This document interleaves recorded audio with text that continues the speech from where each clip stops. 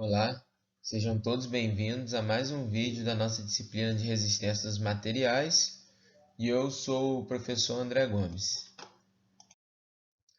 Hoje nós vamos tratar sobre o seguinte assunto: equilíbrio de corpos rígidos. O que é um equilíbrio de um corpo rígido? Quando que eu posso dizer que um corpo rígido ele se encontra em equilíbrio?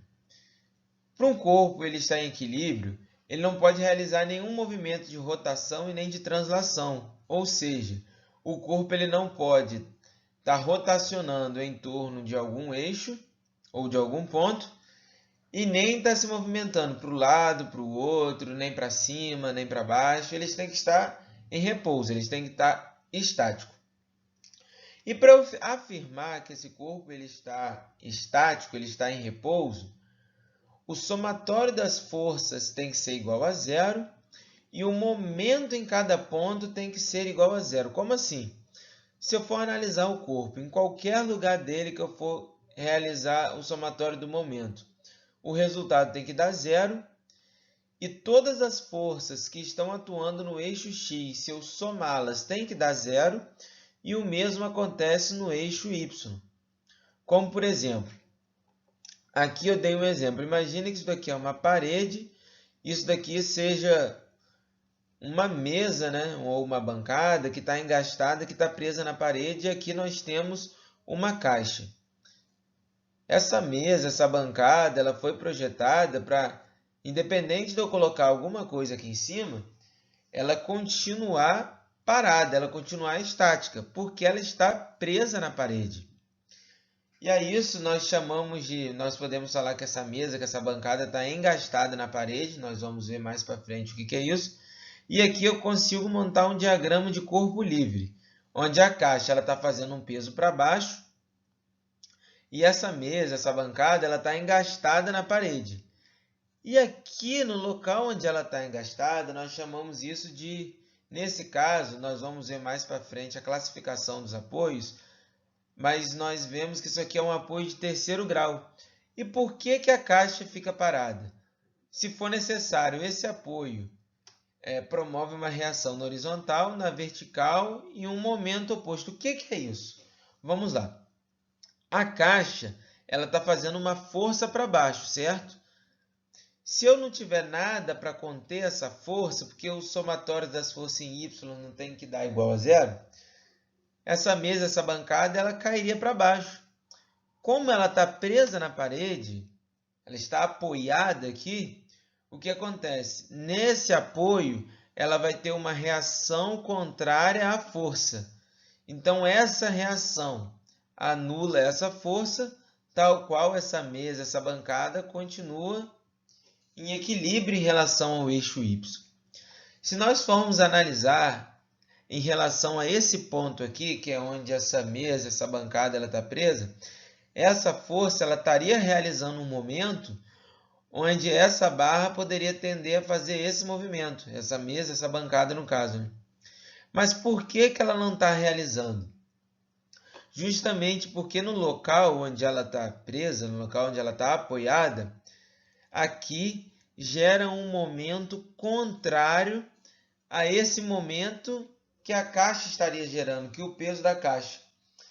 E esse momento contrário anularia esse momento que o peso da caixa está causando, tal qual essa mesa, essa bancada continua em repouso, porque um anula o outro, o somatório de momento é igual a zero. E nesse caso aqui não tem nenhuma força na horizontal, mas se tivesse, esse apoio estaria proporcionando também uma reação contrária para que essa mesa, essa bancada permanecesse em equilíbrio. Agora, nós vamos estudar os tipos de apoio, né? A classificação dos apoios. E nós vamos começar pelo apoio de primeiro grau. Como o próprio nome já diz, né? Primeiro grau. O que esse apoio faz? Esse apoio ele impede o movimento na direção perpendicular ao plano de apoio. Como assim? Ó? Vamos supor essa viga, ela está sendo apoiada, né? Esse é o plano de apoio. Na direção perpendicular, seria impedir o movimento nessa direção. Geralmente, nós vamos ver que esse apoio impede o movimento em relação à vertical, né? Por quê? Porque justamente ele promove uma reação na vertical. Como aqui nós temos vamos falar que isso aqui é uma viga, uma barra. Nós temos uma barra que está apoiado aqui no apoio de primeiro grau. Essa barra tenderia a cair. Porém, ela não vai cair, por quê? Porque esse apoio está proporcionando uma reação contrária à força que essa barra está fazendo para baixo. E assim essa barra não se movimenta em relação ao eixo Y. Por quê? Justamente por causa dessa reação. Mas como esse apoio só apresenta uma reação na vertical, ele ainda permite que essa barra deslize para o lado e para o outro, e também que possa ser gerado algum momento, né, que a barra possa estar rotacionando no sentido horário ou anti-horário. Ou seja, esse apoio permite com que a barra faça um movimento de rotação e deslize aqui, né, que se movimente na horizontal. E aqui a gente pode ver a simbologia desse apoio, que é essa simbologia ou essa simbologia. Se nós vermos essa simbologia ou essa simbologia em um diagrama de corpo livre, nós vamos saber que o corpo, que o objeto está apoiado num apoio de primeiro grau. Já o apoio de segundo grau, como o próprio nome já diz, né? 2 graus, segundo grau. Ele vai gerar duas reações de apoio, na vertical e na horizontal. Ou seja, ele impede o movimento de translação em duas direções, tanto na direção vertical quanto na direção horizontal. Ou seja, ele gera uma reação contrária à força que o objeto está gerando, né? Que o objeto está proporcionando, fazendo com que esse objeto não se movimente nem na vertical e nem na horizontal. Porém, o objeto ainda pode rotacionar em torno do seu eixo. E aqui a gente pode ver a simbologia de um apoio de segundo grau. Já o apoio de terceiro grau, que vocês vão ver também em alguns locais, em algumas literaturas também escrito como engaste, ele impede o movimento de translação em qualquer direção, tanto na horizontal como na vertical, e também o movimento de rotação. Ou seja, esse apoio ele apresenta três reações. Uma reação no eixo Y, na vertical, que ele vai impedir com que a barra se movimente, o objeto que está apoiado, se movimente na vertical. Uma reação na horizontal, que vai impedir com que o objeto se movimente no eixo horizontal, né, no eixo X, e ele gera também um contramomento, ou seja, o que eu quero dizer como contramomento? Um momento contrário ao momento que esse objeto está gerando, porque tem alguma coisa em cima dele, ou devido ao peso dele, enfim. E por isso, esse objeto também não realiza um movimento de rotação. Ou seja, esse apoio de terceiro grau, quando um objeto está apoiado nesse apoio, ele não realiza nenhum movimento. Ele está parado, em repouso. E aqui nós podemos ver a simbologia de um apoio de terceiro grau, que a gente pode dizer que o objeto está engastado. Então agora vamos resolver um exercício. Vamos ler o exercício. Determine a força de reação no prego quando uma força de 80 newtons atua no ponto A. Então vamos entender o que está acontecendo. Aqui eu tenho um pé de cabra, que no ponto B aqui ele está encostado no chão. No ponto A, está exercendo uma força para a direita de 80 newtons, que vai fazer com que essa parte aqui gire em torno do ponto B, né? Que o ponto B vai continuar encostado no chão. Então, essa parte vai tender a fazer isso daqui. uma rotação no sentido horário. Quando essa parte vem para cá, essa outra parte aqui, ela tende a fazer qual movimento? Essa outra parte do pé de cabra tende a fazer esse movimento. Rotacionar também no sentido horário.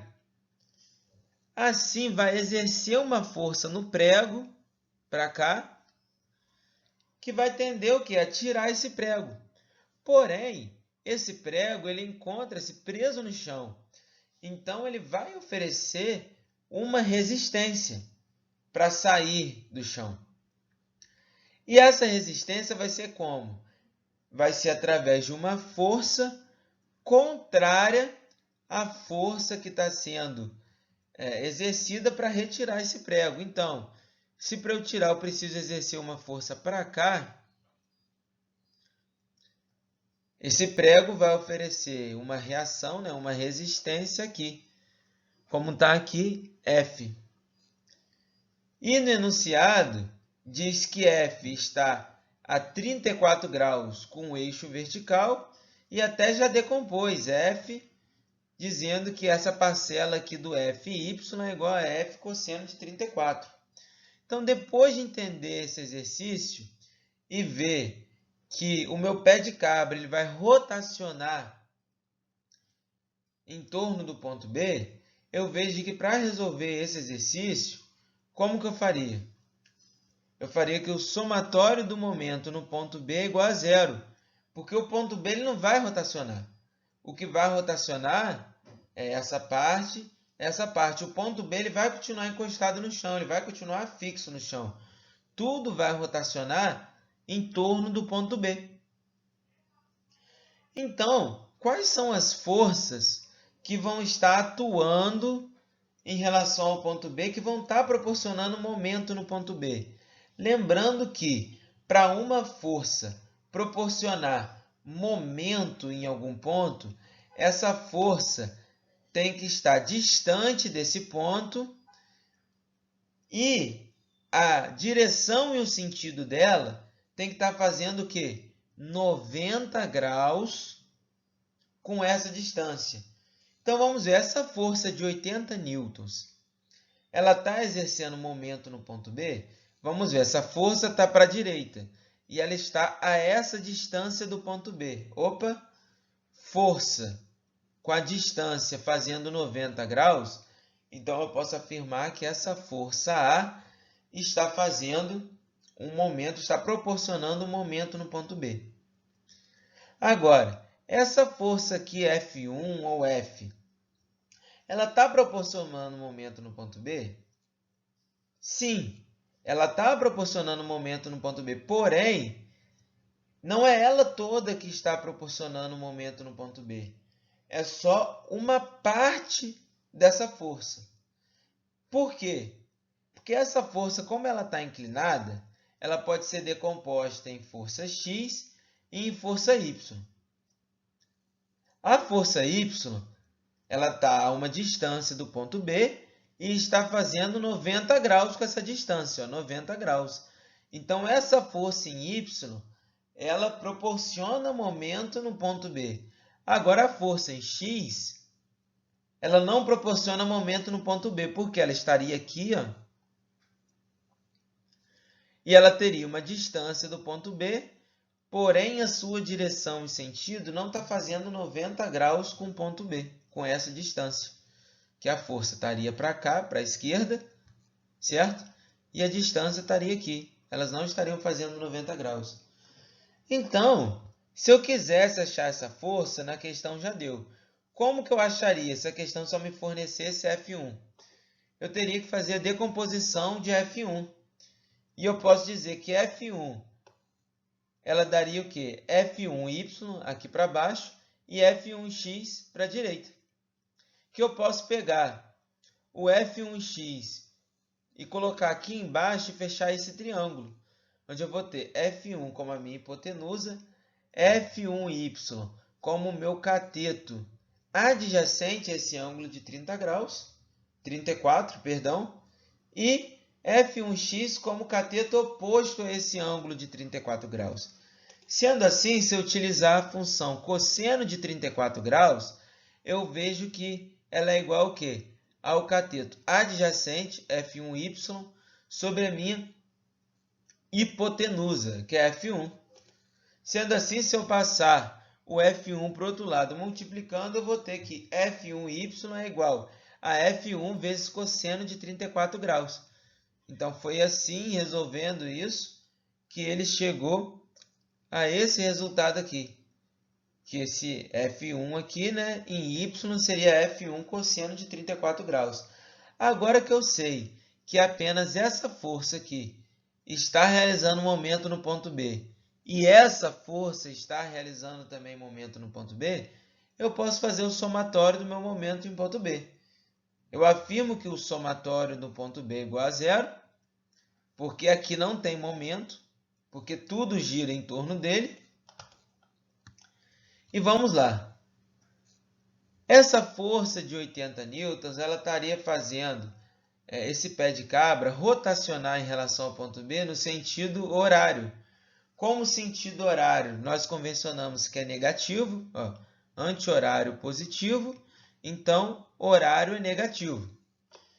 Então eu coloco um sinal de menos e para calcular o momento é força vezes distância, 80 vezes 200. E agora, essa força aqui, essa reação do prego, ela é uma reação para baixo, né? E estaria fazendo o ponto B rotacionar em qual sentido? No sentido anti-horário. Se essa força estaria fazendo o ponto B rotacionar no sentido anti-horário, essa força aqui, ela está proporcionando um momento positivo. Então, eu coloco mais e agora força vezes distância. Quem que é minha força? F1y, que é F vezes cosseno de 34 graus. Vezes a distância, que é 50 igual a zero. André, qual que é a unidade de medida dessa distância? Na questão não fornece, porém, nesse caso, não vai ter importância, por quê?